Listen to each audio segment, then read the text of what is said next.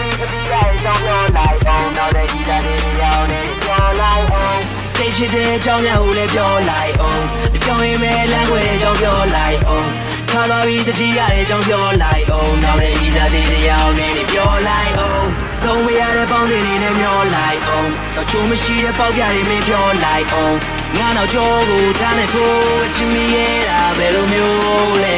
နောက်ထပ်မရှိတော့ပါပတ်သက်ခြင်းများနှုတ်ဆက်လိုက်တော့ငါရဲ့မေးရှိုးလို့ခြင်းများအမှန်မရှိမနဲ့တည်းအလွမ်းလို့တေအောင်သက်တည်ရှေ့ဆက်ဖို့ဖြစ်နေတော့မင်းနဲ့ငါပြတ်ပြီးရက်တို့ချွေလာပြီးငါရဲ့တွေ့ရမျောလွင်နေတဲ့နေရာစီ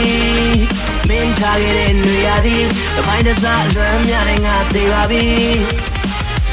သိချစ်တဲ့အကြောင်းများကိုလည်းပြောလိုက်အောင်အကြောင်းရင်းမဲ့လမ်းခွဲအကြောင်းပြောလိုက်အောင်ထားသွားပြီးတတိယအကြောင်းပြောလိုက်အောင်နောက်တဲ့ဤစားတဲ့တရားနဲ့ပြောလိုက်အောင်သိချစ်တဲ့အကြောင်းများကိုလည်းပြောလိုက်အောင်အကြောင်းရင်းမဲ့လမ်းခွဲအကြောင်းပြောလိုက်အောင်ထားသွားပြီးတတိယအကြောင်းပြောလိုက်အောင်နောက်တဲ့ဤစားတဲ့တရားနဲ့ပြောလိုက်အောင်ရက်ထူချွေလာပြီးငါရဲ့တွေ့ရမျောလွင်နေတဲ့နေရာစီမင်းထားခဲ့တဲ့နေရာဒီတပိုင်းတစားအလွမ်းများနဲ့ငါတွေ့လာပြီစူးများနဲ့ပြင်းနေတဲ့နေ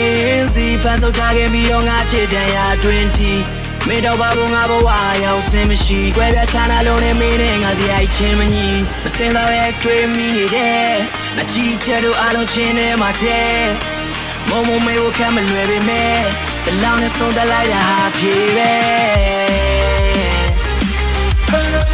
စားစလို့ရပြောသွားပြီ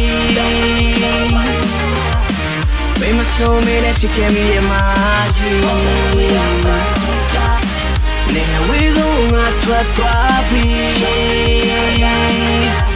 အမရဟောင်းလေးလည်းတွေ့ဆုံးသွားပြီသိချစ်တဲ့အကြောင်းများကိုလည်းပြောလိုက်အောင်အကြောင်းရင်းမဲ့လမ်းခွဲအကြောင်းပြောလိုက်အောင်ထားသွားပြီးတတိယအကြောင်းပြောလိုက်အောင်နောက်တဲ့ဒီသားလေးရောင်းနေပြောလိုက်အောင်ချစ်တဲ့အကြောင်းများကိုလည်းပြောလိုက်အောင်အကြောင်းရင်းမဲ့လမ်းခွဲ